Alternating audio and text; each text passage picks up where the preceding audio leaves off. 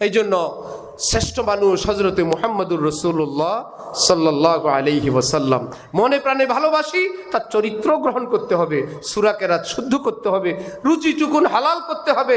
না জানে বুলালে পিয়া কিস ঘড়ি তো রহ যায় তখতি খড়ি কি ঘড়ি। এই আলেম ওলামা, এই মাদ্রাসা যতদিন থাকবে মাহফিলের নামে, দাওয়াত তাবলীগের নামে, নসিহতের নামে আমাদেরকে আমাদের ঘুম থেকে জাগাবে। আমরা একটু আল্লাহ বিল্লাহ করবো, একটু তওবা করব। যেদিনে এই সূর্য ডুবে যাবে আর মসজিদে আজান হবে না, আর ইকামত হবে না, আর আল্লাহু আকবার ধ্বনি উচ্চারিত হবে না, ধীরে ধীরে ঈমান লু হইতে থাকবে। নবীজি বলেন কিয়ামতের আগে আর অল্প কিছু মানুষ থাকবে, একটা বাতাস পাঠে আল্লাহ ওই মানুষগুলোর মৃত্যু দিবেন, পৃথিবীটাকে কিয়ামতের উপযুক্ত বানাবেন। কারণ একজনও কালিমাওয়ালা নাই।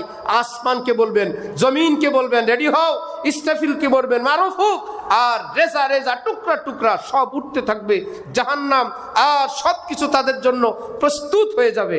আমার ভাইয়েরা, তার আগে আমি আপনি যদি একটু সচেতন হই, আমার পীর ও মুর্শিদ হযরত ওয়ালা ঢালকানগর আল্লামা শাহ আব্দুল মতিন বিন হুসাইন সাহেব, বাংলাদেশের আলেম, পৃথিবী বিখ্যাত আলেম আল্লাহওয়ালা, হযরত বলেন আজকে যারা হুজুগের পাগল, একটা কিছু দেখলেই সেদিকে ছুটে, আলেমদেরকে মানে না, নগদ কিছু দেখলেই ছুটে, কিয়ামতের আগে যখন দাজ্জাল আসবে এই লোকগুলো দাজ্জালের গ্রুপে পড়বে।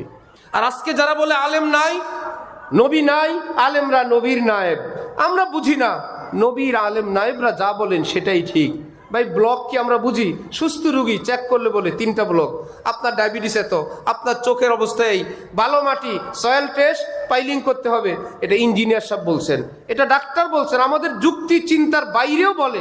আমরা বলবি যিনি বুঝেন তিনি বুঝেই বলছেন, আমি আপনার সেই জ্ঞান নাই। কিন্তু ইসলামের ব্যাপারে আমরা মনে করি জ্ঞান আমাদেরও আছে, হুজুর যেমন বুঝে আমিও তেমন বুঝি। আল্লাহর কসম, ইঞ্জিনিয়ারের পার্ট তাকে করতে দেন, ডাক্তারের পার্ট তাকে করতে দেন, চালকের পার্ট তাকে করতে দেন, পাইলটের পার্ট তাকে করতে দেন, আলেমী দ্বীনের কাজও তাকে করতে দেন।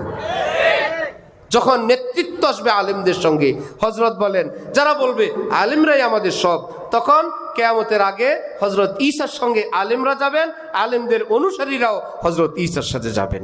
ওয়া আখিরু দাওয়ানা আনিল হামদুলিল্লাহি রাব্বিল আলামিন।